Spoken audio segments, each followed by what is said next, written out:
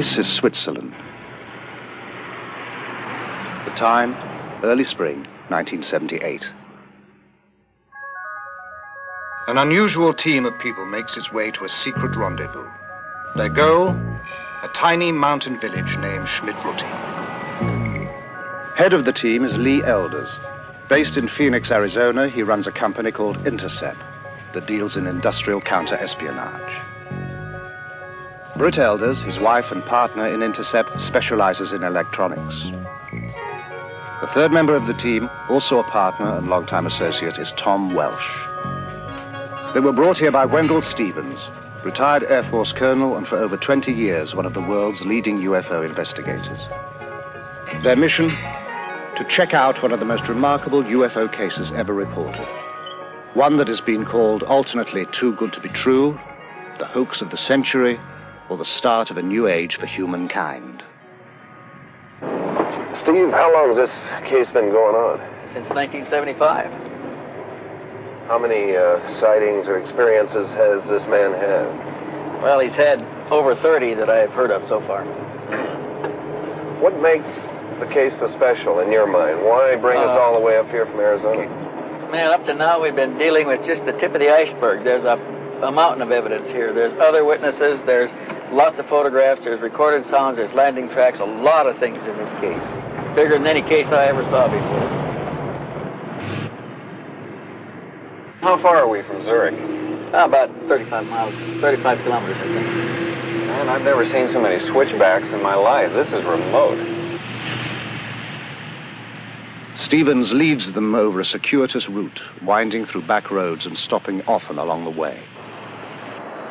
Why all the precautions? Well, I didn't want to tell you this before, but this man's been shot at. Shot at? Yeah, somebody's trying to kill him. Why? I don't know. There's some people are spooked by this whole thing, and he's being threatened. That's terrible. Thus begins what was to become a 5-year investigation. Before it is over, they will be embroiled in controversy and forced to use every resource at their command.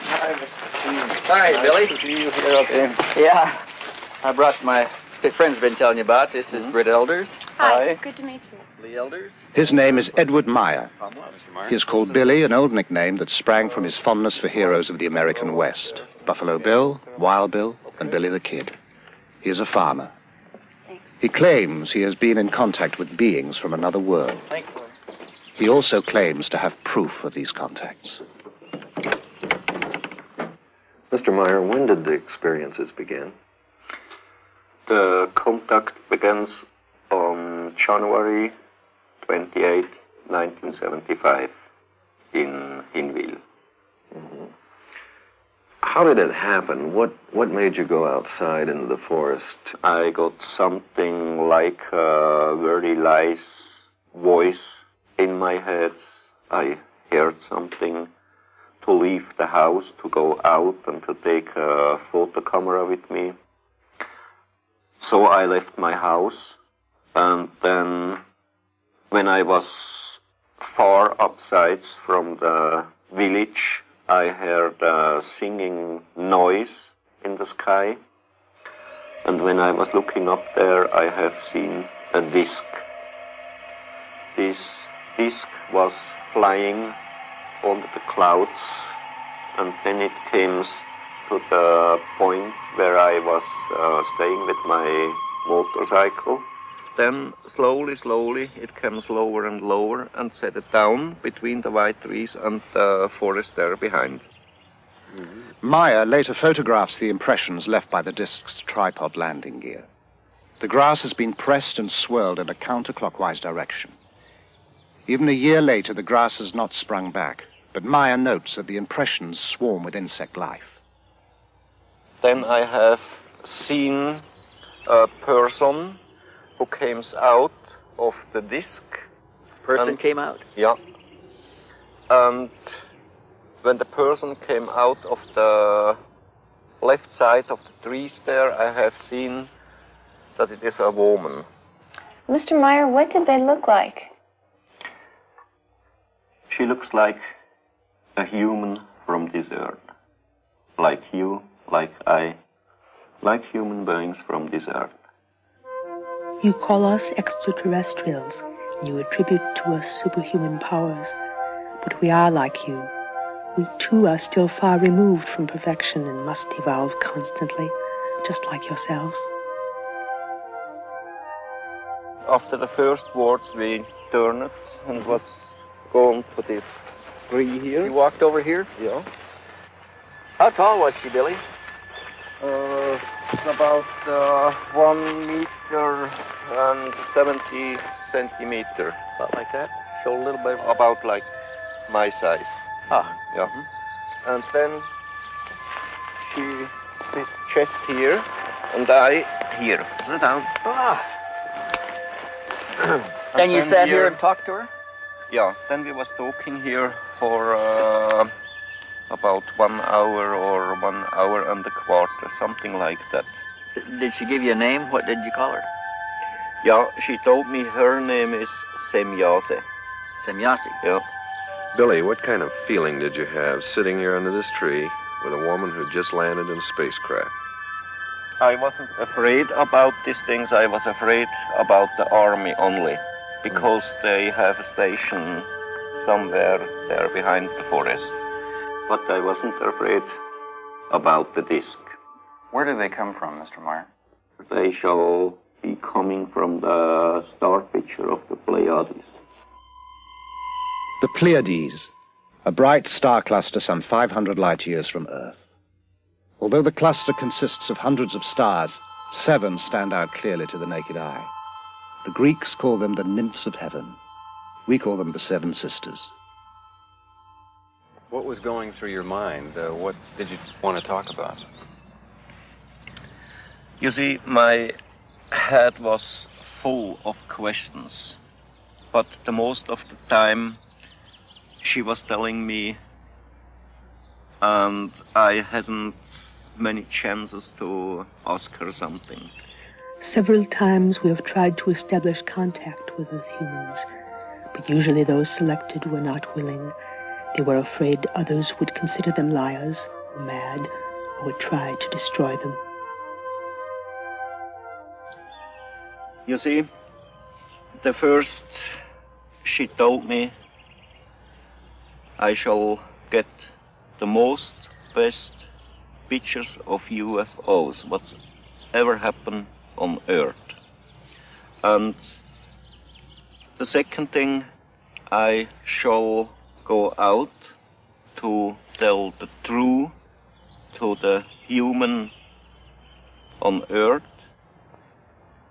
why they are coming to here, what reason they have, that they are coming to Earth not to harm us, not to make war, not to bring peace, just to bring a teaching.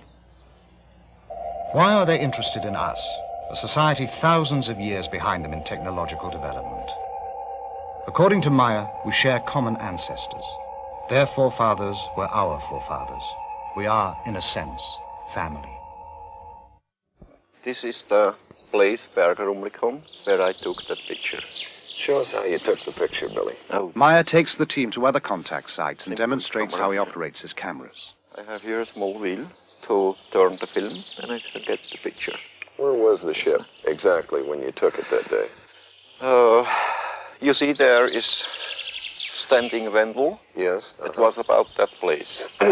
Hovering above Wendell to some degree, right? Yeah. Uh-huh. You see, on this way I put on my camera. We're taking movies, right? With a film camera on a tripod, Meier can shoot stills with his 35mm camera at the same time. And then I can start to film. Here I got the movie when was the ship hanging there up, and when it after was jumping by side. Jumped? Yes, jumped. It jumped away nearly so fast than the speed of light. By jumping, Meier means the ship disappears and reappears. Each time I got electrical hit when the ship was jumping, and at later time they told me there shall be a very strong power field, electrical power field, and from that out I always got the electrical hit. By electrical hit, Meier means an electric shock. He also noted a light shift at each event. Billy, how many sightings have you had here? On this place I had one... Meier takes the investigators to over a dozen sites, describing the craft, which he calls beam ships, and relating the information he says the Pleiadians gave him. Are there any other groups coming here, Billy? How they told me there are each year about 22, 23 different civilizations. They comes to here to work here, study here, visit here. And the other thing, there are, together with the Pleiadians, working here on Earth about 8 other groups.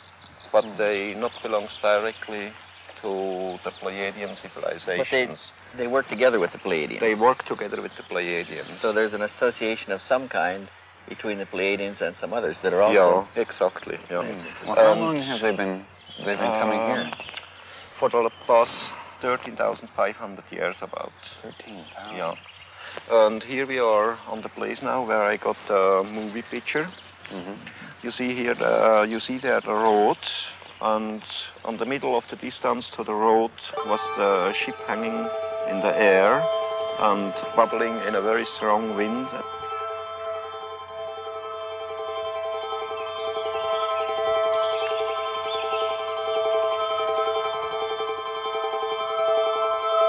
And in the background on the road was driving cars from Teilingen to Rumlikon and from Rumlikon to Teilingen. But if somebody have seen something about the ship out of the cars, I don't know. You didn't hear anything after that? No, nothing. No. But there are other witnesses to some of the sightings. Ernst Keller-Müller lives down the mountain from the Meier farm. And what did you see from here, sir? Wat zijn ze gezien? Ik had twee gesichtet, we saw the lights and then they disappeared and then they came on again. That's why he noticed it. And then what happened? Was is nog passiert?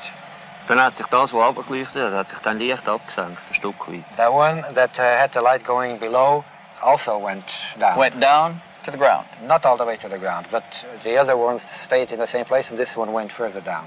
Isn't that the direction of Schmid-Ruti over there? Ja, genau. Yes, that's the direction of Schmid-Ruti.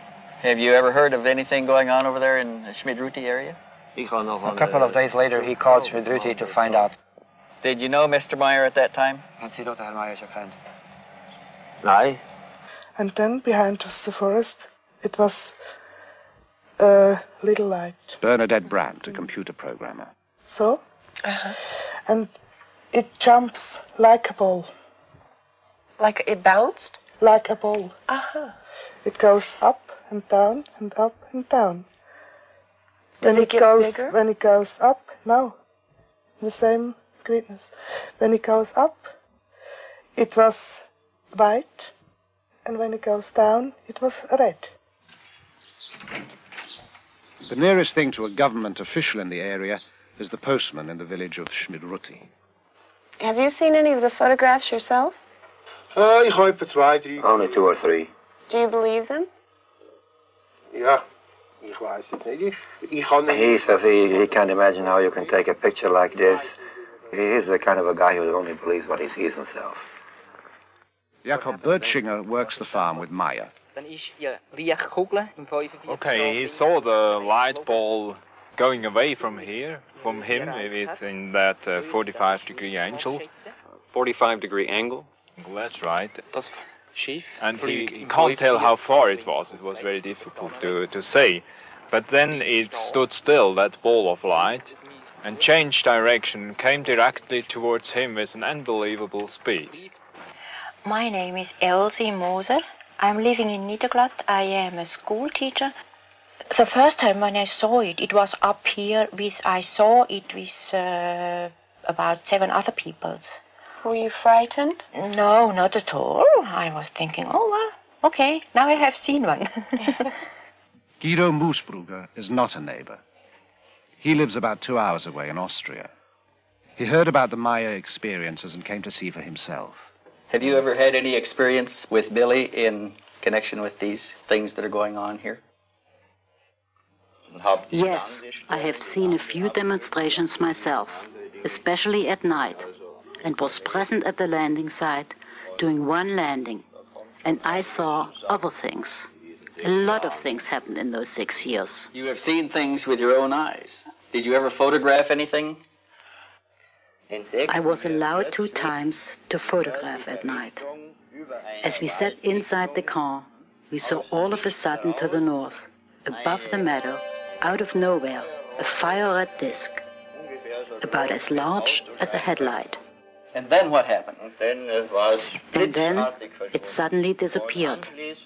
Then there was a short pause, after which, at the same place again, appeared all of a sudden a silvery white ball.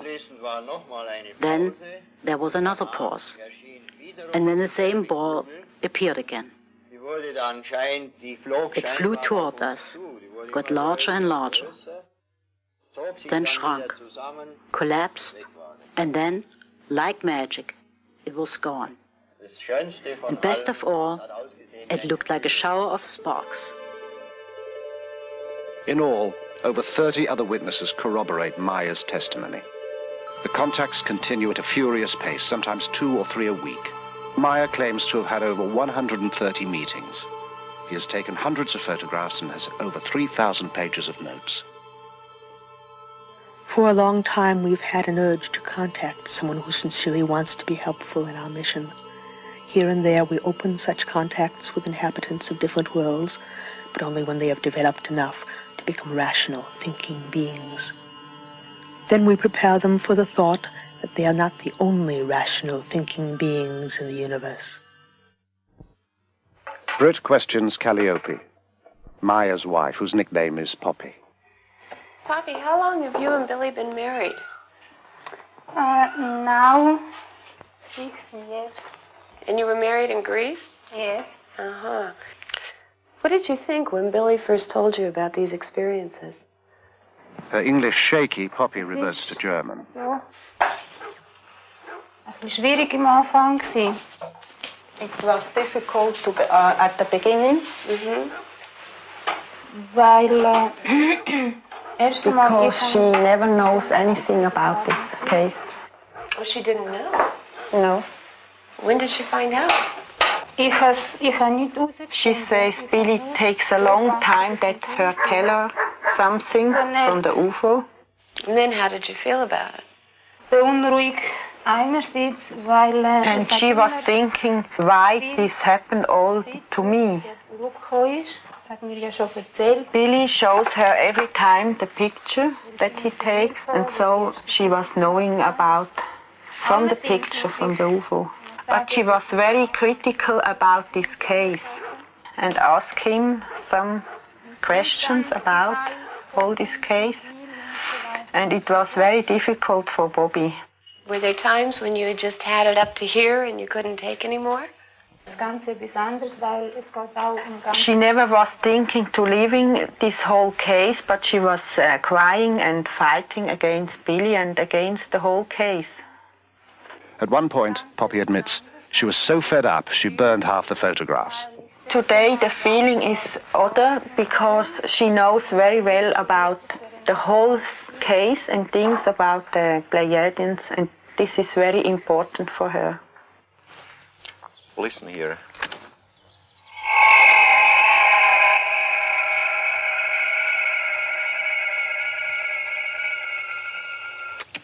Wow, you recorded that here? My wife recorded this one here, and in the meantime, I've been there down where he's standing Lee with the other recorder. You had another recorder down Yes. there. How high was the ship above you? About 60 meters. 60 meters. How far would you estimate it is from here down there today? I think some 300 meters. The sounds bear no resemblance to anything Stevens has heard before. Meier gives him both tapes for analysis. Overwhelmed by the evidence they have gathered, the team meets to plan the next stage of the investigation. We're getting it all. We'll leave tonight? Yeah. Okay, on Meier. I think Meier is a very sincere and honest type person. What do you think, Steve? Has anything changed since you were here? The man seems to be the same, but there's some things changing around him. He's better off. He's got more people around him. More things are happening, but he still is basically sincere. What about the psychological aspects to the man? Do you think it's possible that he's a little schizoid? I mean, it's difficult to tell if what he's saying the Palladians are telling him is actually coming from them or coming from him. Well, how do you determine that? Well, we can never prove Too many that other people involved. aspect of the case. Others have seen the same thing. There's a terrific cross-section of people here. You've got a school teacher, you've got a commercial pilot, you've got a businessman, you've got a CPA. They're as good as any average cross-section of society we've got. And they all tested him themselves to their own satisfaction before they ever got this far. Well, I think we ought to go back and throw the book at this one. Everything we can, top technology we can get involved. And I think we ought to let the chips fall where we may and just see what we find. We're going to run down and say goodbye to Meier, and we'll tell him goodbye for you. Give him my best. Okay. I'll see you later.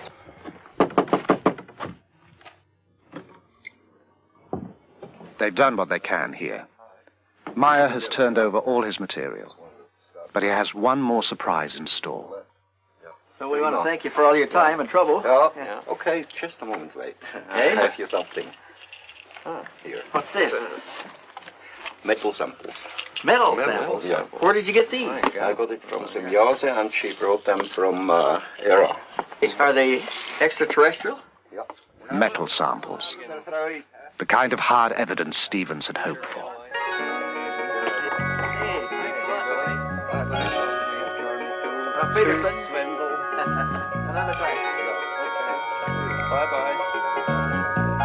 We got the Vogel tape in. Great. Back in Phoenix, the investigators begin to sort out the massive material Meier gave them. There are hundreds of photographs, the 8mm films, sound tapes of the beam ships and the fragments of metal. They know they will have to call in scientists from a variety of fields to help assess the evidence. The task appears monumental. Thanks, hon. Tom, what about you? Yeah, I'll have one too. Okay. They decide to check the photos first. If these are fake, the rest doesn't matter. Here we have our image. The ground is below. We'll place this on the platen, emulsion side up, in order to focus on the emulsion. The first step involves translating the photographic image into digital information, the language computers can read.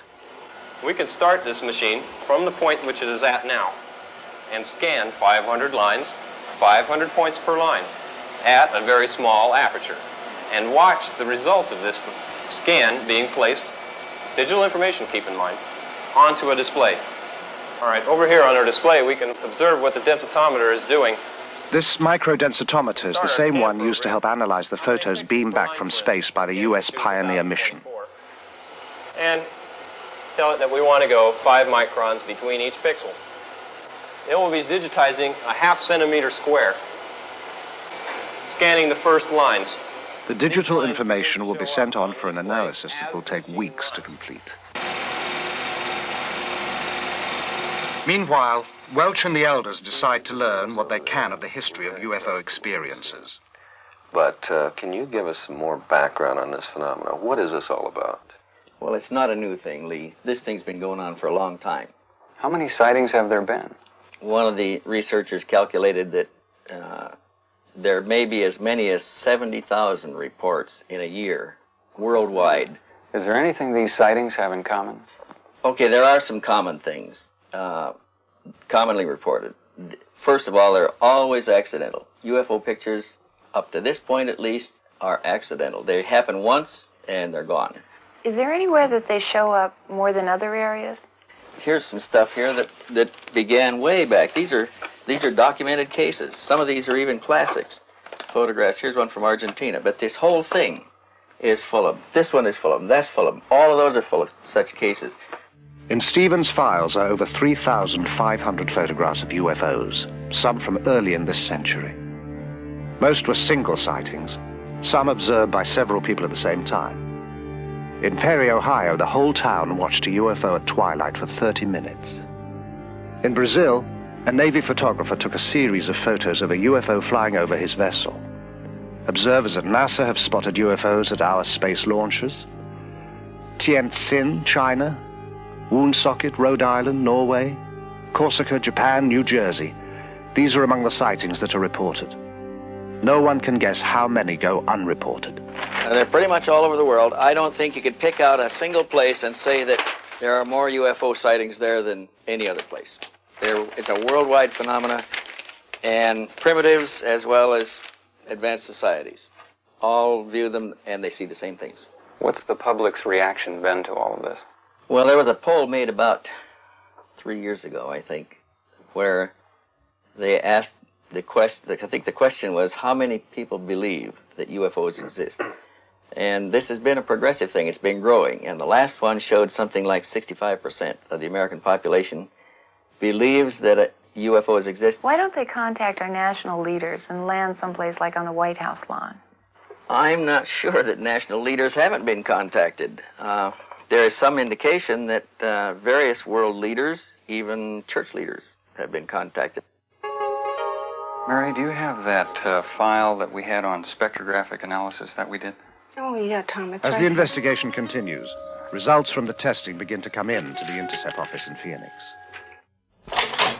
Hey, Lee. Hey, Tom. What's up? Just got this back. We sent this photograph over to Neil Davies. Just got his report back. Neil Davis. Physicist, aerospace industry subcontractor. Right, okay, got it. Examined the photograph with microdensitometer. Also, these you're seeing here are the black and white color separations that he did, and let's see what the results were here. Examination of these plots did not reveal any details which would cast doubt upon the authenticity of the photograph. And there's more. Color copy names, color separation. Nothing was found to indicate a hoax. And his conclusion is even more interesting. Let's see, black specks. Nothing was found in the examination of this print which could cause me to believe that the object in the photo is anything other than a large object photographed a distance from the camera. Meier reported 6 different configurations of Pleiadian beam ships.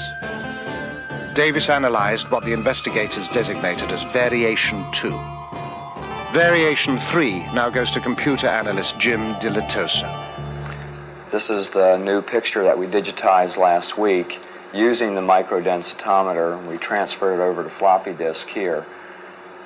Let's look at the first map in low-pass filtering. Why these particular colors on the screen? What are we seeing? I mapped it in such a way that the real colors are not what we're seeing, but one shade of a color that's really similar to another one, like 2 shades of red, are in high contrast so that we can really see the difference. I see. Have you found any anomalies yet of any kind? Anything I find strange things, but nothing that would tell me that someone's tampered with the pictures. I see. Nothing indicating a hoax method or indicating superimposition or anything like that? Nothing that I can find. Have you been working on the grain at all yet? Yeah, I have. Well, what are we seeing here? What we're seeing here is that the film grain holds up the way that it should. In the pixel distortion test, it appears to me and to the computer that this object was photographed in the same original piece of film at the same time that the background was photographed. In other words, no overlay. I would say these pictures are genuine. Extrapolating from Meier's accounts, Dilatoso programs the computer to duplicate the lights Meier observed on the craft. At the moment, he has no explanation for their apparent rotation. Mary, any calls? Yes, Steve called. He's at home, and you're to call CRQ. CRQ. Okay. Call Steve. Tell him I'll get back to him in about an hour. I'll take care of this now. Okay. Hey, Lee, look what I got here. Stevens has more news. We got a report back from Shellman. Sound analysis. He had sent the sound tapes Meier took of the craft to Robin Shellman, specialist in sound identification. He found some things we didn't hear on there. Such as? Well, he picked up, besides the basic sound, he picked up a small dog barking. Of course, we could hear him. He picked up a European police siren. We never heard that.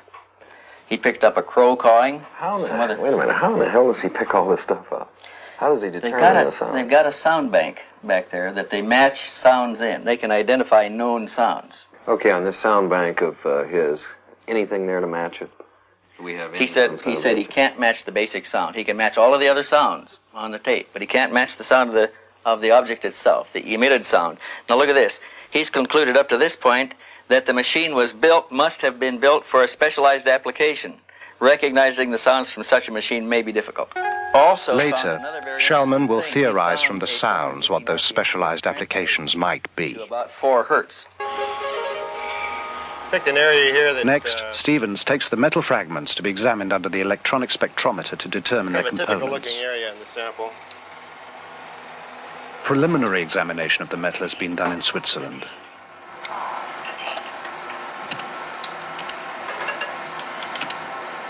And we've got the little marker bars here that we can line up on each peak as they come up. This one indicates we have silver there. Over here, let's see. We got some copper, small amount of copper. That looks like about all that's in here at the moment. The big band here is silver, though. The big one is silver. Later analysis of other fragments also reveals small amounts of thulium, a rare earth element that is difficult and costly to extract here. This is one of the... Because of the unusual nature of the findings, the fragments are given to chemist Marcel Vogel, an expert in crystalline structures and inventor of many substances used in computer components. The first specimen I looked at is a metal specimen, which I classified as F1. This is the appearance that it looked at, rather golden colored on one side, silvery colored here. We find that, in truth, it is silver and a small amount of copper. We look at it here, this same area here, under polarized light. What is unusual of this small specimen is both highly crystalline nature, and suddenly we come to a metal section that we see here, and it showed a combination of metals that I've not encountered in any normal bit of metallurgy, both crystalline deposits and metal. Now, we, with any technology that I know of, could not achieve this on this Earth plane. I could not explain the type of material that I have and its discreteness by any known combination of materials. I could not put it together myself as a scientist. It's also a challenge because I showed it to one of my friends who was a metallurgist, and he shook his head. He said, I don't see how it can be put together. And we find that in this area there is evidence of machining, that there are striations which look like the sample has been worked mechanically. It doesn't look like anything that we've made here. At this moment, I would feel very much inclined to accept what was given to me as being true. Always security conscious, the investigators hold key discussions outdoors to prevent eavesdropping. As the work piles up, they meet to assess progress and problems. And that is, we've got a company back here and an intercept clientele, a pretty heavy clientele. What are they going to be thinking about these hard-nosed investigators running around chasing flying saucers? Tom, it's an investigation, and it's a good investigation. No matter whether you're doing a murder one investigation or industrial espionage, you still have the basic criteria that you follow, investigative procedures. And I think if we maintain those type of procedures, I think we can control this situation. There's one thing that we haven't thought about. Eventually, somebody is going to come to us and say, have you ever tested these people? Have you ever tried to find out if they're lying? Have you used psychological stress evaluation? Have you used lie detection? Yeah. Will Billy go for that? Oh, sure. I think Billy will go for it. He's been open with us all the way through. I don't think he'll stop at this point. Well, Steve, we've got another problem. We've put a lot of time and effort into this case already. We don't know when it's going to terminate. Well, I want you along. I want to do a real investigation on this, and I want real investigators. Well, what do you guys think? I think we should go for it. Okay, let's hope he's for real. Look, physicists say they're all hoaxes. I've been at this for 20 years. If this is a hoax, there are no real cases. The decision made, the team presses on. Computer analyst Jim Delatoso has some new findings to show Welsh. Let's go back and look at this picture again and get some information about the edges. I've discovered this interesting program for measuring the edges of things and comparing it to all the other edges in the pictures. Based on the relationship of those edges? The width of the edges and the properties in the edges. So we're stretching the data in the edges so we can count how many pixels wide it is. And it's very interesting what happens when you stretch them out, because it becomes very clear. Pixels, these little squares, like building blocks, and pretty easy to count. 6, 7. So this one ranges from 5 to 7 pixels wide, this edge. So we have our range here is from 6 to 8. Now what this tells us in looking at all the edges on the object is, first of all, that it's not a flat piece of plywood hung in the air, or it's not a paste-up that was done. It actually has shape to it. And in this case, a very wide range, which has to do with focus. Some of the object is more in focus than other parts of the object, which tells me right off at that point that we're dealing with something of size to it. With all the data they have amassed, the investigators have also come up with a lot of new questions. While they debate the necessity for another trip to Switzerland, a sudden crisis jolts them into a decision. There has been a phone call from Meier. Halfway between Phoenix, where the intercept offices are located, and Tucson, where Stevens lives, a spire of rock rises out of the desert floor. Part of the rim of a long-extinct volcano, Picacho Peak is noted locally as the site where the last battle of the Civil War was fought. It is here that Lee Elders and Stevens meet when necessary, again, far from curious ears. This time, Elders brings a disturbing message, one that will add a new urgency to their work. Hey, Lee, what's up? Hey, Steve, how are you? Good. What's going on? Oh, God, we've got some problems. Problems? Yeah, I just talked to Billy today, and someone tried to kidnap his daughter. What? Nina? Nina, right. God. Billy got there in time. It was two men. They were in a car. They used a knife. They tried to force her into the car. What about Nina? Is she all right? She's fine. No problems. He fired at one of them, and they escaped. No, they haven't identified any of them yet. The police are working on it, as I understand it. This happens to people. We've had it happen before. Other cases. We're going to set up some security measures over there. Get a trail on these people. I agree. We got to do something to take the energy out of this. Yeah, we do. We're going to go back. You want to go? When can we go? Very soon.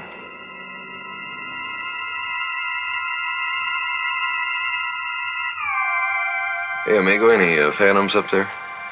No, it looks pretty clean up here, but I want to check for third wire. In Switzerland, the investigators start their security sweep with the phones. No infinities. Everything looks all right. I tell you what, we better run a TDR up the hill, though. See if anything's hanging on the line. What do you think about, what can we do with the people? We've got to do something. There's two things we've got to do with them. One is we've got to get them to change the patterns, primarily Billy. Change their movements, change their patterns. Second thing we've got to do is we'll have to indoctrinate them on security. Probably set up a night watch situation of some kind. Have enough weapons here where they carry weapon, flashlight, walkie-talkie? Carry the whole thing. Patrol the grounds at night. New additions to the farmyard since their last visit include a pair of peacocks whose raucous squawks make them as effective guards as the farm geese. There are new photos, too, and more film. In some, the beam ship hovers by a tree.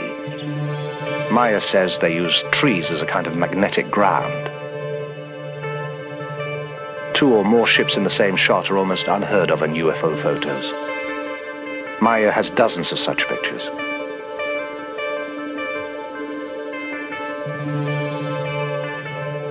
Ships below a horizon line, such as a hill, are even rarer. In this photo, a Variation 2 ship controls a smaller unmanned drone ship, designated as Variation 5. In one demonstration, a Variation 3 ship exhibits a behavior Stevens has seen before. We have often reported a nipping flight. We also have a wobbling flight, where it wobbles around a vertical axis. The bobbing effect, Meier explains, is due to the ship riding the waves of the Earth's magnetic field, much as a boat on the ocean.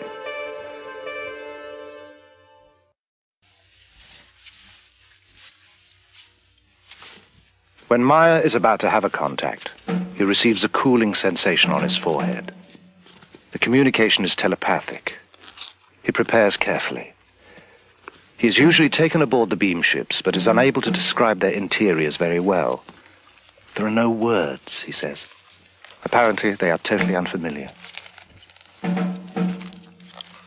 The gun is a precaution, due to the threats on his life. The hat is a favorite, one he picked up on his travels in the Middle East. The tattoo he received during a brief stint as a sailor. He dresses well because he can be gone for hours and the weather in these mountains changes constantly. The walkie-talkie is a necessity because he is often left far from where he parked the bike and must call to be picked up.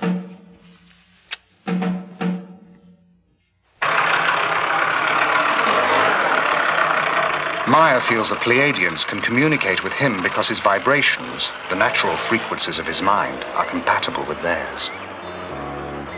Each human on Earth and each human over the whole universe has different vibrations. The vibrations of human is made out of his thinking, and the vibration themselves, they are something like magnetic electrical waves. And they are turning from human to human, from planet to planet, and over the whole space of the universe.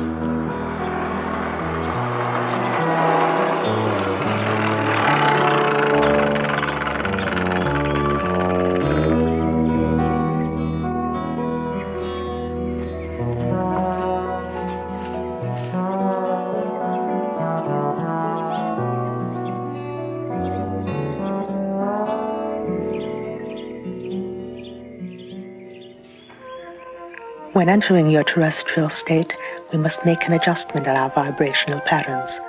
It is similar to you adjusting the fine-tuning on your communications devices. In our case, it allows for the clear perception necessary for an exchange to take place. You see, this around this area where I took several rolls of films. And this picture here, I took over there. What size is that ship, Billy? They told me it's 7 meters. One of the most frequent spots for the contacts is Obersadeleg, a wide valley just 10 minutes from the farm at Schmidruti. Here, Meier took one of his most spectacular series of photographs. Between both roads. And you can see here these lighted trees here. That's there up. And here on the left side, this hill. What's happened there behind. And the trees here down, it's that one there. Yeah. Okay, then is this, where did this come in here? This picture I took there, if you go left side a little bit, here, if you go down, like this way here. The beam ship stayed in the area for almost 20 minutes, flying slowly, often skimming the treetops, sometimes just hovering in place. And the ship was a little behind them when I took this picture. And just now the trees are growing up in the last months. They are about 1.5 or 2 meters higher than at that time when I took this picture. And then where did it move? It left that place to the left side. Something like this. And then it was moving over there. You see here the small tree where it's happened there. this one, that's that there. Did it come across in front of the trees like this? Yes, yes. And you can see there behind, left side of this one, this tree, the higher one there. Yeah. And after this picture, I got the other one to that position there. Further over? Yeah. Wait a minute, I think we got another one in here now. It's yeah. One in between but there, right? I had to go back a little bit, there down, and from there I took the picture. That's the tree, there down, what you can see. The investigators are impressed by the vastness of the valley, the steep drops and the obvious difficulty of hanging models from anywhere to fake the pictures. The stunning clarity of the pictures and the accessibility of the site gives the investigators the chance to put the photos through another test. Billy, we're using this to measure distance. It's the latest in infrared measuring devices. Yes. It's actually a small computer. It's made by Wild Heerbrugg here in Switzerland. And what we're trying to do here, Lee is up there with the reflector. And what this will do is send infrared light out and reflect out of that reflector back here. And this will rapidly tell us the distance and will also tell us how much higher or lower he is. That's about where you're standing, right there. That's right, the place, yes. Okay, we'll go to on systems. Yes, we've got 1,262 feet, 0.85. The precise measurements and photos are fed into the computer. The edges of known objects, such as the trees and the hills, are translated into pixels. Since these measurements are known, the number of pixels in the edge of the unknown object, the craft, gives its distance.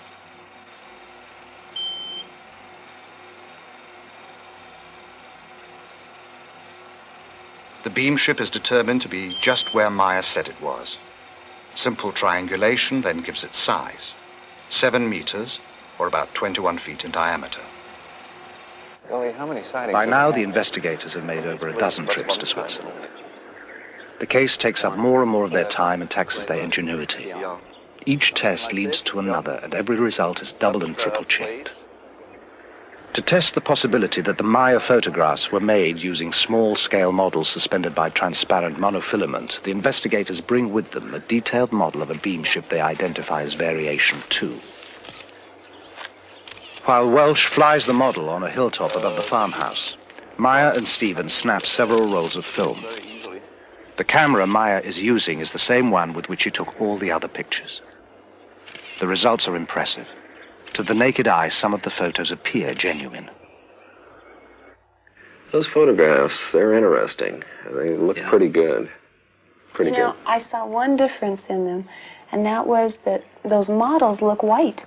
They don't reflect that silver gleam like the pictures that Billy had. You want to look at the focus in them, Dave? Hi, guys. What's Hey, Tom, how are you? talking about? The pictures. Oh, yeah. Some of them looked pretty bad, but some of them look pretty good. I think we ought to test them. Pictures of the model are not all that good.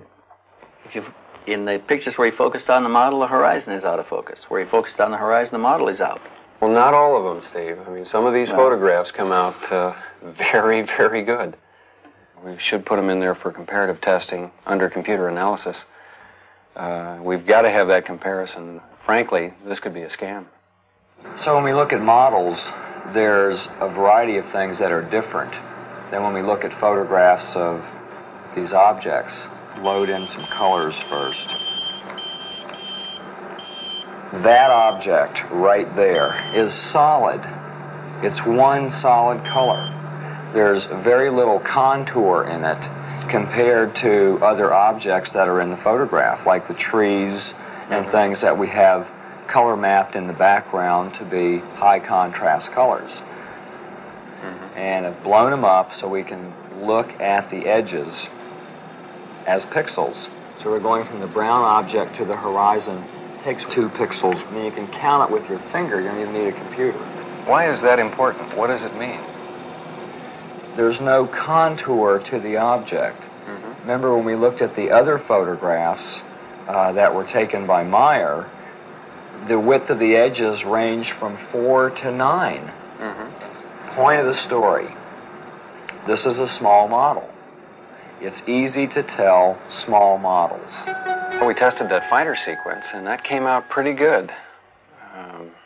We didn't find any strings in there. And when we got through blowing it up in the computer, we had the outline of the Mirage fighter, everything. The incident occurred at Schmarbühl. Meier claims the jet made 22 passes at the beam ship. Computer analysis using the information from a known object, the Mirage fighter, shows again that the beam ship is the size and distance Meier claims. What'd you find out from the base? You had some investigation going in that They're pretty area. tight here on military security, but they won't let us talk to the pilot. We did find somebody who claimed that he found a mechanic who worked in that squadron at that time, and there was an exercise going on, and an airplane did come back with the electrical system melted out. The fire control system had to change a lot of black boxes, get it operational again. What about Meier? What are we going to do with him? I think we ought to put it to him, you know. Let's go for the man, find out if he's telling the truth, and put the full court press on him.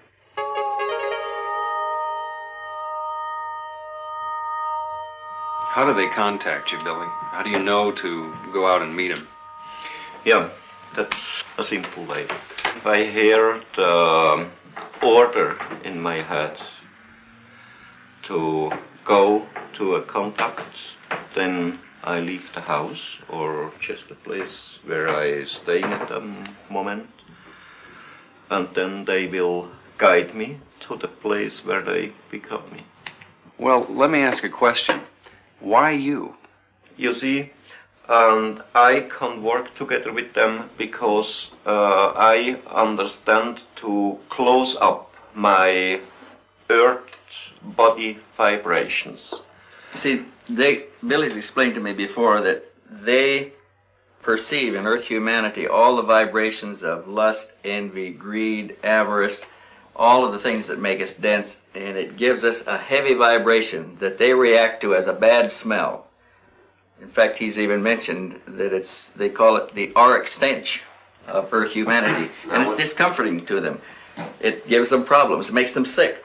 To stay in their presence When he long. closes up his vibrations, are we talking about an altered state of some sort, like alpha, beta, or theta, as far as the consciousness is meditation? In a way, it's like meditation. He rids himself of all of the unpleasant aspects of Earth life. But Billy, the vibration of the Earth human.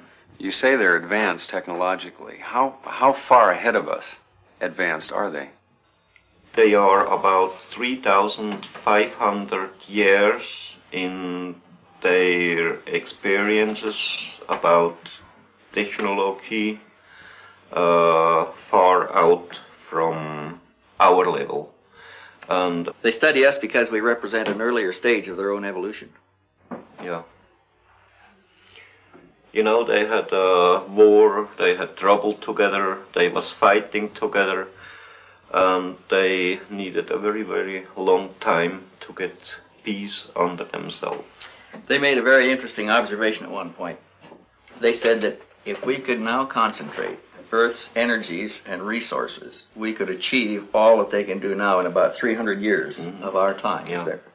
If you've been in the ship, why not photographs inside of the Pleiadians themselves?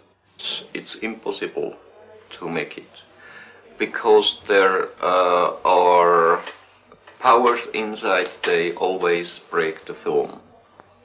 He's taken a number of rolls of film, and when they're developed, they're usually black. If they've got anything, it's wavy lines through it.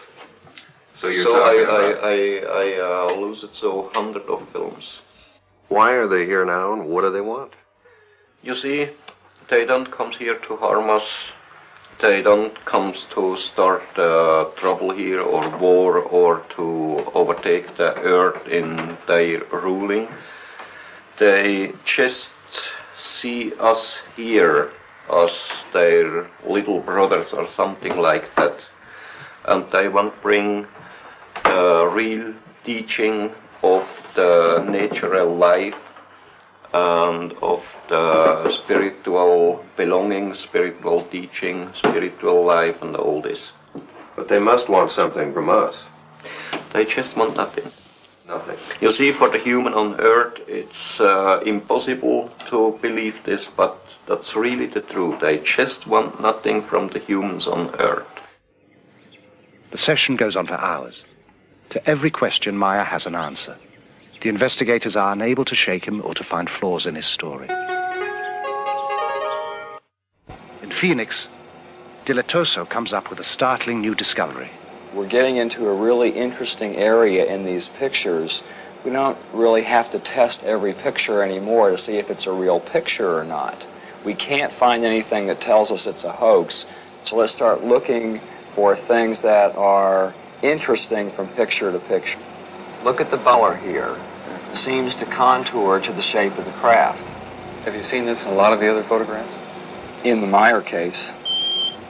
Look at the bottom here. On what's down here, it stops right in the horizon. With the coincidence of it follows this line in the craft, and it follows that line in the craft, and it follows parallel right underneath the bottom there, and we find it in half of the other pictures, I think it means something. You think it's something that we're not seeing in the photograph with our eyes? We get some kind of an aura, whether it's infrared, thermal energy. As yet, I don't know. I think that craft is putting out a force field. The team had shown the Meier material to a variety of experts in an attempt to learn if any of it could be duplicated. They estimated it would require expertise in at least a dozen different fields, including metallurgy, astronomy, ancient history, and psychology. The panel concluded it would take over 10,000 man-hours and cost in excess of $1 million to duplicate the evidence Meier has. At that, the computer could still spot any fabrication. When we bought this center here, it was a picture like at the World War II end, and when we bought it, nobody of us had any money. We was working practically day and night for several years, many times 22, 23 hours a day. And so we built up everything here up on the land, and so it grows slowly, but it's all real, our handwork.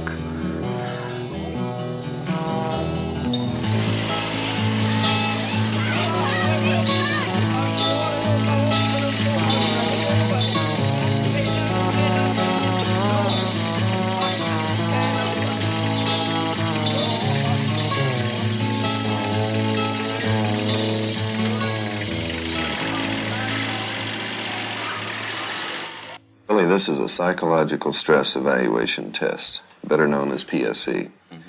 What we're going to do is ask you some questions. You will answer yes or no. We will tape these questions. The tape will go back to the United States. At that time, we'll test it through a computer to measure your micro tremors in your voice. It's like a lie detector test. Yeah. Would you agree to doing this? Go on, start it.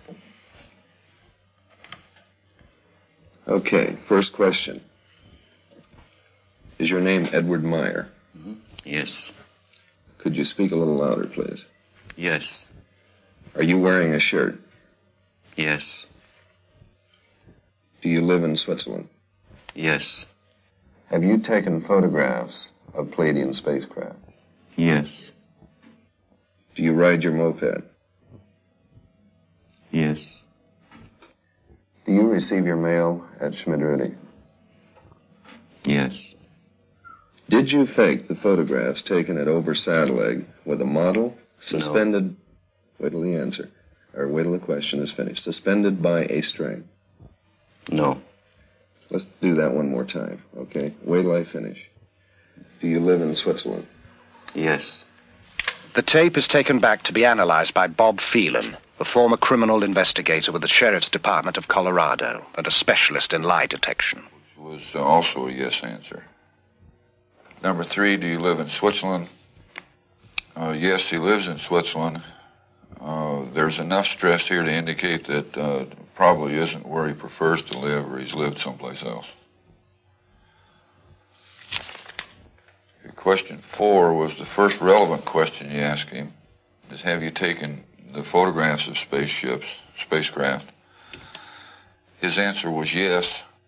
He's being extremely forceful, though not deceptive. And my opinion on that particular question is that he's being as truthful as possible. Number 7 was the second relevant question you asked him, and he answered right on top of the question.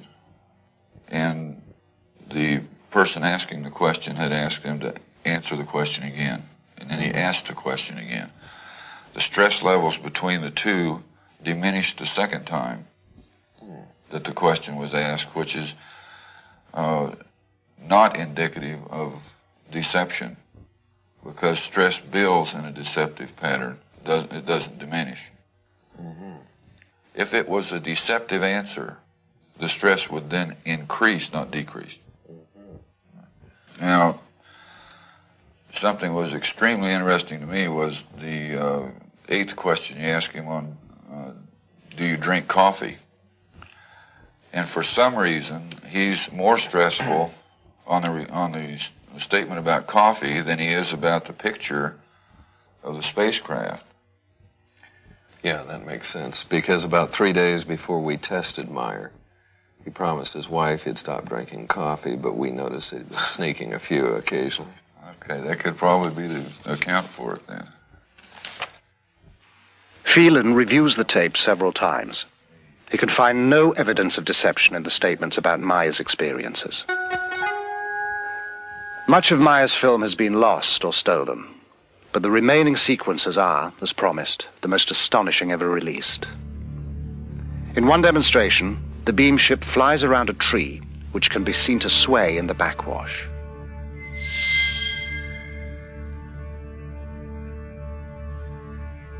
Once again, in slow motion.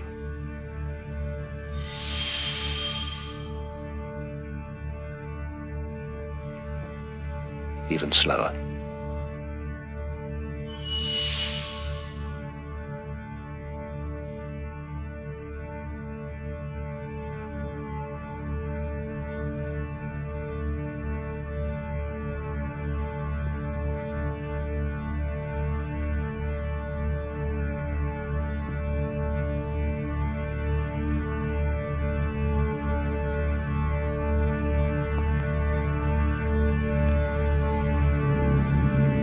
Later, Semyasi brings a new beam ship to pose for Meier's cameras.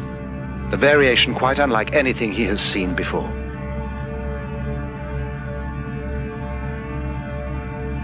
She explains, as best he can understand it, the function of the spheres for propulsion of the craft in interstellar travel. The sound of the new beam ship shows marked differences to the sounds of the other variation craft. Meier tapes these as well. The tapes are taken to electronics consultant Niels Rognerud and sound engineer Steve Ambrose for examination. We have two pieces of equipment. One measures the signal we're listening to in the time domain, the top one here. And the bottom one is measuring the frequency components of the signal. Yeah, what does this mean when they're all together like that? What you have is you have many tones happening at the same time, and right now they're aligned. Now they're disaligning. They're out of alignment. They're very much out of alignment. Now they're starting to centralize on one. It's not as though maybe before you had 10 different frequencies at random, and then all of a sudden 9 dropped out and you only had 1 left. What's happening is the 10 different frequencies are converging on one central frequency, which is, I find, very interesting. This is probably one of the most interesting things about the tape, is that there are... What's this right now? Very, very many tones. Yeah. And they're all changing very fast. For a moment there, we were looking in and we had 3 evenly spaced frequencies. See it there again? Yeah, you got them again. Yeah.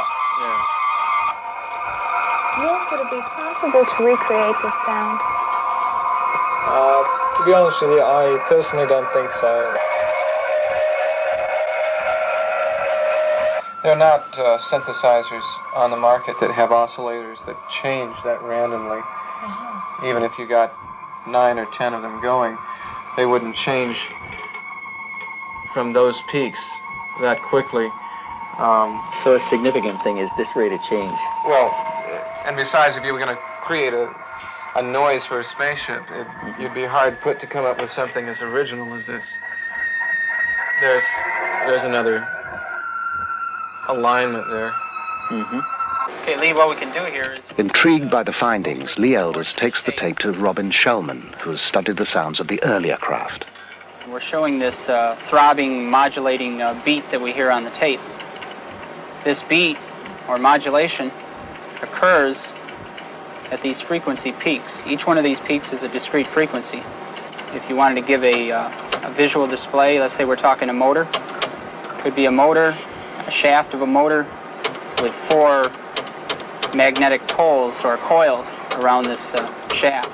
The curious thing about this, it changes from 4 to 5, 6, 7, all the way up to a number that is difficult to discern. At a certain point, you're going to generate a certain amount of magnetism. And then later on, you want a stronger field. Well, you're going to select 8 fields. All right, now you're going to hear 8 pulses on the tape. And then later on, you want a stronger field. You can select 16, 32. Is there anything unusual about this? I would think it's highly unusual. I don't really see any application for it, with the exception of, like I say, either generating a magnetic wave of some sort for laboratory purposes or maybe in this case, propulsion. Without ever having seen a picture of the new beam ship, Shellman has drawn a representation of the spheres and offered an explanation of their function. The tapes hold still another surprise. Also, another interesting point to note here is we have a steady, there seems to be a steady pattern all throughout all of this random signal. It seems to be level change very steadily in around 5 to 10 cycles per second, which happens to be in the area of the natural magnetic resonance of Earth, also called the Schumann resonance. Is that significant in any way? It could be. It's just interesting to note the correlation there. The peculiar correlation is something strange. I mean, why would the correlation be there? Yeah. You can see it on the oscilloscope. Meier says the beam ships can ride the magnetic field of the Earth. Rognerud's findings seem to bear this out. Going back to computer models of previous beam ships, simulation of the revolving lights reveals a kind of pulsing that matches the varying frequencies. Analyst Jim Dilatoso is convinced that the sound and light frequencies are related.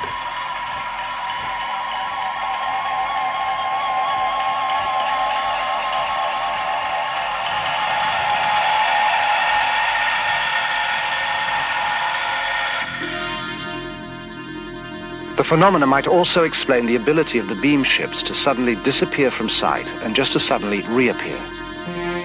In this 8mm film, the beam ship at the top of the frame disappears and appears again almost simultaneously, just above the slope of the hill. When the film is examined, the beam ship disappears and appears in the same frame, which means that less than 1/18 of a second has elapsed.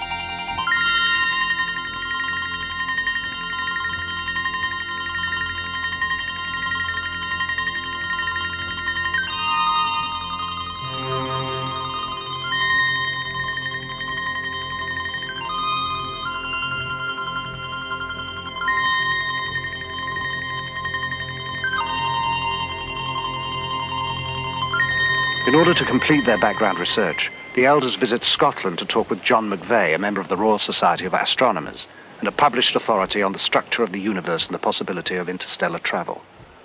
Is it possible to travel from the Pleiades to this planet?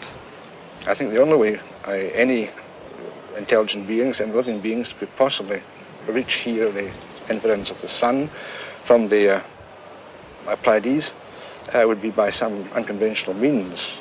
Probably by hyperspace. One can use this term now a bit more freely because it has kind of scientific significance now. You know, this McVeigh is quite an impressive guy. He's written 6 books on related subject matter: life in outer space, interstellar travel. I think he knows quite a bit of what he's talking about myself. Yeah, I've got one question I'd like to ask him, though. What's that? I want to see if he's got any information on this historical connection we keep coming up with.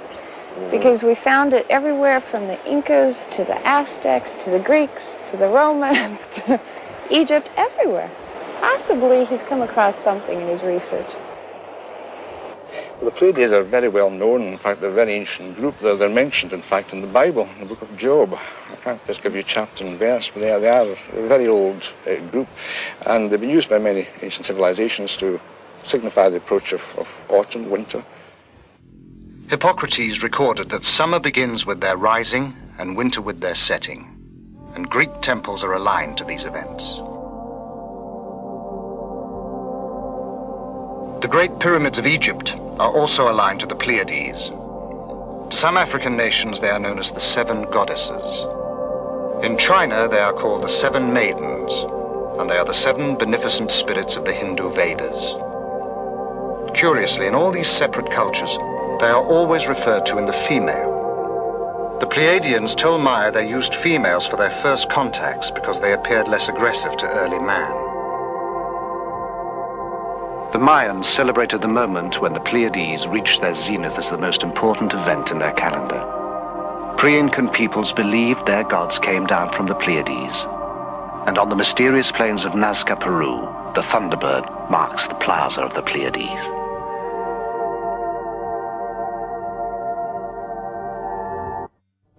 In other cultures, the cluster is regarded as the place of God's house, the center of heaven. The law of American Indian tribes is full of the Pleiades, which, according to some, stand at the gates of heaven. Historian John M. Hula, a Kiowa Indian, relates one story that survives to this day. It is tied to Devil's Tower in Wyoming. This mountain here, Kiowas lived in this area, and we call it the Old Tie. Kiowas camped through here, winter camp. And these children were playing. And they were running along this ledge over here. A giant bear came out of the woods and chased these children. The 7 children, seven sisters, we call them. And they came to this one ledge here. And the children got on top of it. This ledge began to grow. It grew out of the ground. As the mountain grew, the bear's claws were scratched in the mountain. And that's what we see today is the grooves up there. And from there, the 7 sisters went on up into the sky. And they're up there today.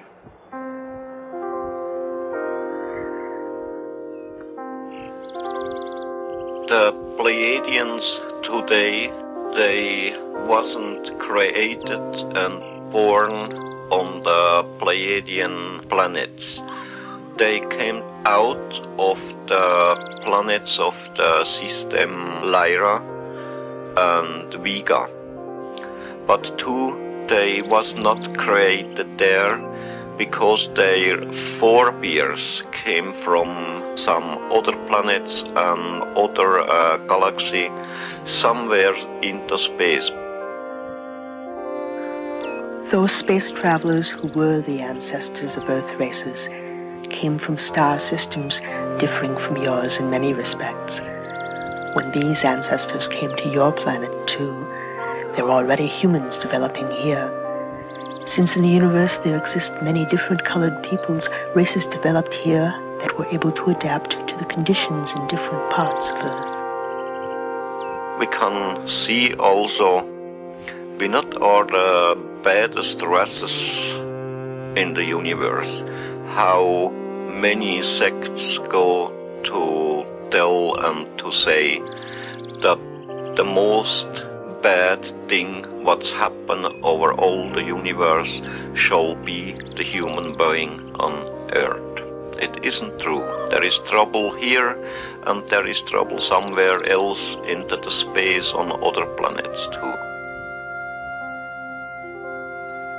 There remain only a few questions to clear up, but one of them has perhaps the most bearing on the Meier case. If his story is true, how did those beings accomplish a journey of such staggering distances? The investigators put the question to Alan Holt, an astrophysicist who works with the US space program, and David Froning, a specialist in spacecraft design for that program.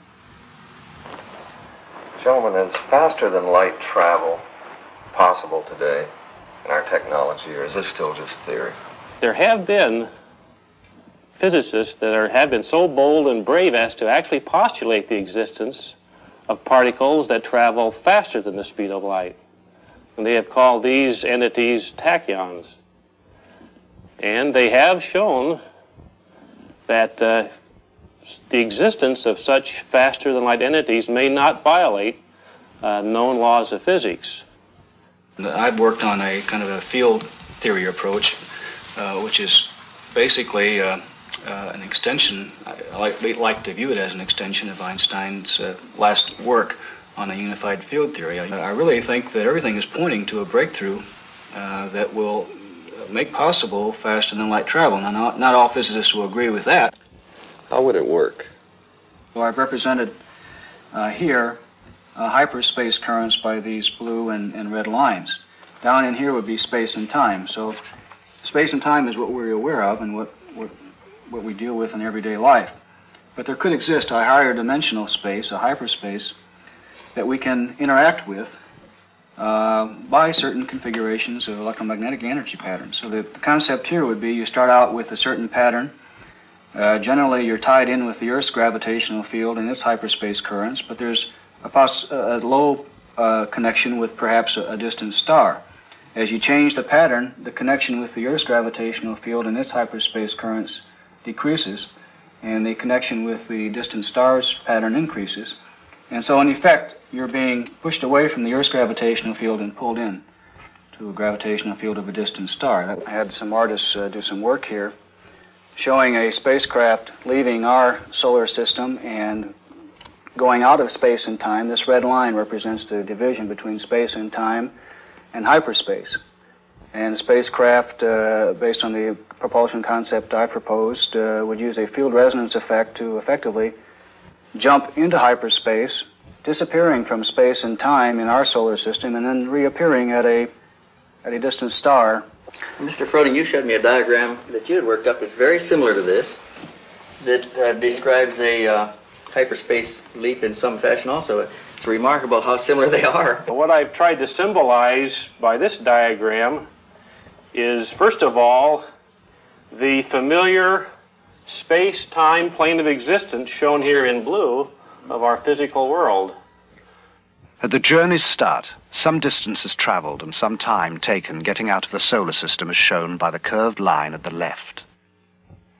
Then a hyperspace jump covers most of the distance with almost no lapse of time.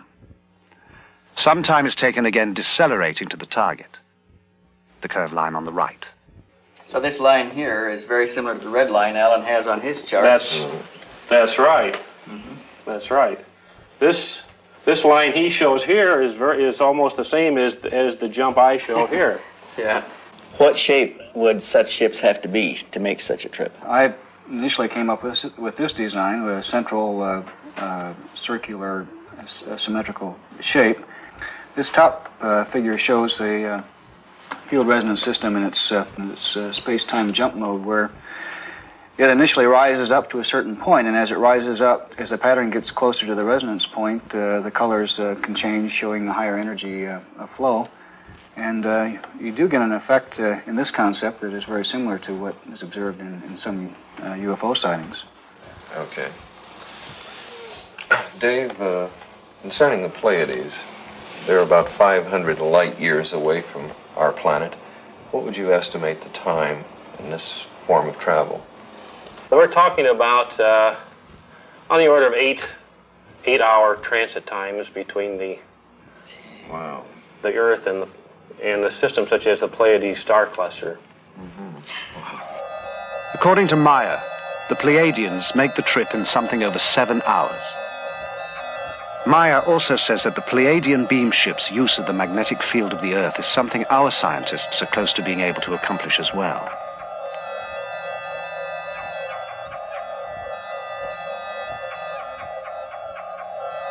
Using this information, the computer is able to project from one series of Meier photographs the flight path of the beam ships in the Earth's magnetic field.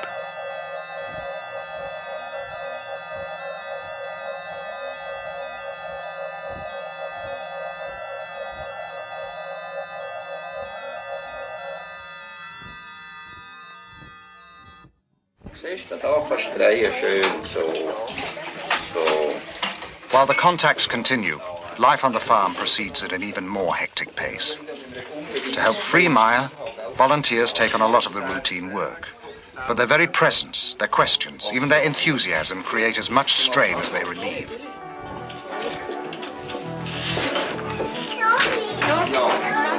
The last 20 or 30 years there was many people who have seen UFOs.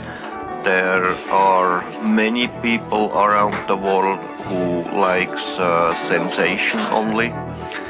Other one who are doing hoax to get money, maybe to get a name.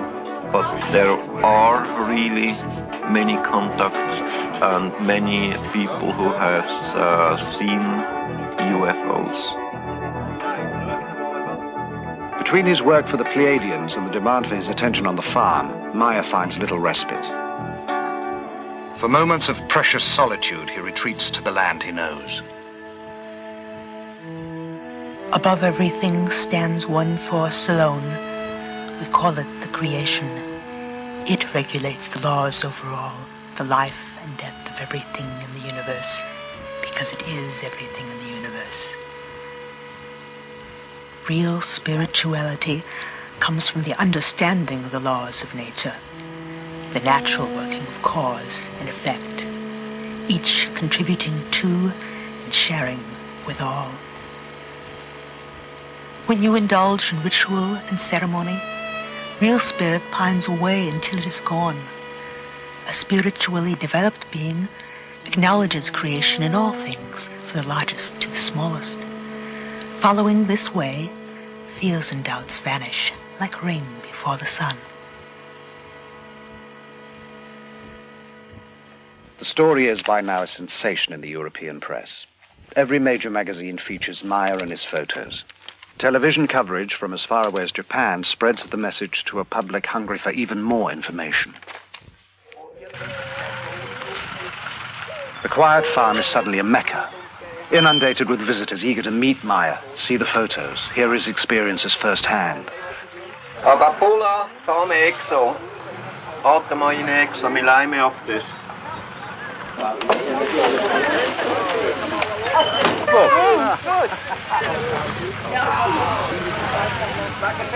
But Meier cannot refuse anyone. It is the promise he made to Semjase.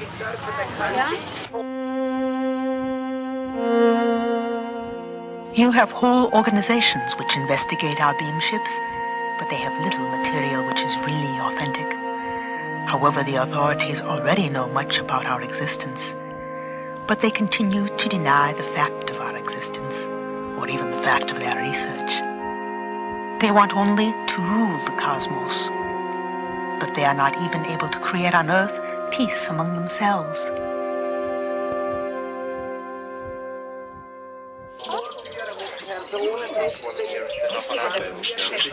Many of those who come seek answers, assurance, even the promise that someone or something will save us. If we want peace and knowledge and love and everything here on Earth, we have to change everything by ourselves as human beings from this Earth.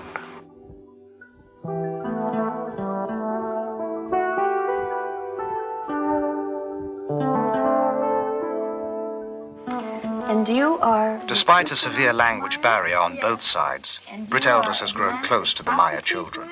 Yes. And Gilgamesh Meier. Yes. Could you ask Atlantis for me if he's had any discussions with his friends in school about what has happened with the experiences? Mama, ja. Sometimes. Und dann, was haben sie gesagt? Sie haben gesagt, They said always it's not true what he said. Aha. And Methuselah, has he talked to any of his friends? Und hast du mit deinen Mitschülern geredet? Ja. Und was haben sie gesagt? Wir haben immer gesagt, UFO Meier. He said they make jokes with him and said to him, UFO Meier, like this. And then they have to go to the teacher, and the teacher said to the other people, why you say UFO Meier to Methuselah? And so they are quiet now. Would you ask them for me if they wished that their father had never had these experiences? Atlantis say on one side yes, and the other side no. Why the one side yes? When die UFO jetzt... If Billy don't have seen this UFO, people don't come to us, and not so much fun for him. Not so much fun for him. It is especially hard on the children. With the publicity, security measures have tightened up. The children are taken to and from school, and their activities around the farm restricted. Most vestiges of a normal life have disappeared. But when a threat does appear, it is not from assassins or kidnappers, but a wholly unexpected source. One night, the household is awakened by a brilliant light that bathes the whole area in an eerie glow. Meier, disturbed because he has had no telepathic indications, grabs his gun and his camera. The light changes shape and intensity. It moves out over the valley, illuminating the valley floor, rising and falling until dawn, then disappears. At his next contact, Meier asks Samiassi about the phenomenon. She has no explanation. The Pleiadians do not know what the strange lights could have been. Meier is shaken. You know, everything is going on more and more difficult. I get trouble. I get trouble here in Schmidrütti. I get trouble with the government, with the people around, and I can understand this, Billy. It's not unique. Anybody that has an experience runs into problems. But the experience is unique. You've got to keep going here. And that's true. But, you know, there come some people here from the morning to the evening. Too many of them. All of them want to talk with me. I get trouble with them because I say no. There is some other people who likes to kill me, who likes to kidnap the children. I know it's got to be very hard on you, Billy, but we've got to go on. Yeah, that's to say very easy for you, now, but not for me. I've put a lot of time in this. We've taken your pictures back, we've tested them, we've tested the metal, we've tested the sounds. They all test good. You've got the best evidence that we have in any case, and I've been at this for 20 years. Yeah. And we can't stop. And what you find it out, all of it? Is it now true, or is it... Well, we're finding evidence that tends to support the case. It looks like it's really happening. Now, you have your own truth, and you know what's happening, but we've got to demonstrate this to ourselves and to the rest of the people. Please give it some serious thought. I need you. Yeah, that's true, but just now I don't know what I shall do, you know. I'm down, my nerves are playing crazy. My mind slowly is turning over. I have to think over about it. Please give it some serious thought, Billy. We can't stop now. We don't have any other way to go. But I think the world needs to know. I think you feel that the world needs to know, but you just don't want to be the one. Somebody has to be. I know, but I have to think over about it. I don't know. Just now, I don't know. Grüezi. Grüezi. Danke. At the bottom of despair, an incident occurs that will reaffirm Meier's faith and give him the inspiration to go on. Stevens forwards a letter he received from a woman who had been seeing her daughter off at the Zurich airport. She shot several pictures, the usual departure shots, ending with a shot of the plane taking off. When it was developed, an object she had not noticed in the viewfinder of the camera had been captured on film. From the configuration, Meier recognizes it as one of the Pleiadian beam ships. Now he knows he is neither insane nor alone. For myself, I don't worry. I know the people over all the world calls me sometimes foolish, but too there is some other people who is thinking a little bit, there is other people who is thinking much, and then I don't worry if some of them calls me foolish or mad. Then I think it's very necessary to fulfill my mission, and I don't care about my health, I don't care about my life. If I have to lose my health or my life in fulfilling of my mission, then I have it to do.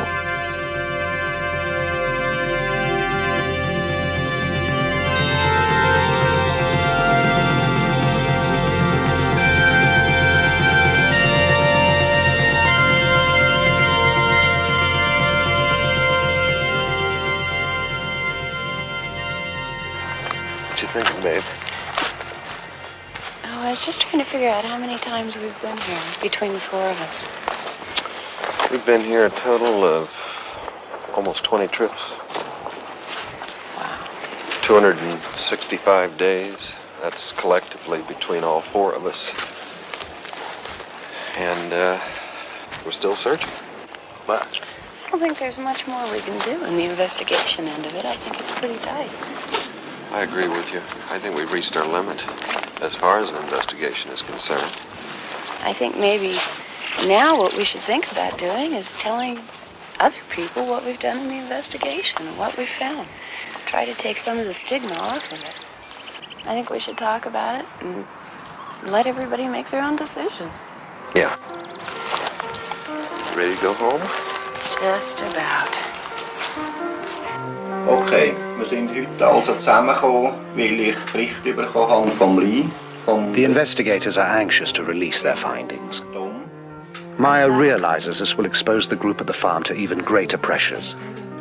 He puts the issue to them, emphasizing that with wider publicity they can expect even further disruptions in their lives. But the others too feel it is time. They will do what they can.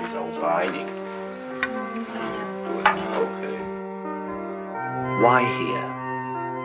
Why in this tiny, quiet, ordered country known till now for clocks and cheese? A banking center, aggressively neutral, a winter and summer resort. Nothing about Switzerland seems to indicate the choice. Except Meier is here. Pleiadians told me if I like, I can go with them to the Pleiadi, to stay there, to spend my life there. But the Earth, it's a very lovely and nice planet, and the humans here on Earth, they are not better and not better than on other planet. My hopes and my dreams, they are very simple. To bring love and peace and the fulfilling of all the natural and creation laws over all the world. Thank you for all your help and cooperation. Don't mention about all that. Thanks for working with us. Everything. If we've given you a bad time, we apologize, but that's strictly been for the sake of the investigation, okay? I hope we'll go on to work everything. We're going to look into it good. Yeah. We'll let you know. Well, we'll see you later. Bye bye, Britt. Good journey. Bye bye, Tom. See you Good again. flight. So long, Cheers. Billy. Venmo. Yeah, bye-bye. Kelly, it's been a pleasure. Bye bye, Lee. Yeah. Lee, just a moment. They still comes. They are working here together with us. They don't leave so early. They will stay here for the next couple of years. So They are among us now, watching, perhaps waiting for us to join them.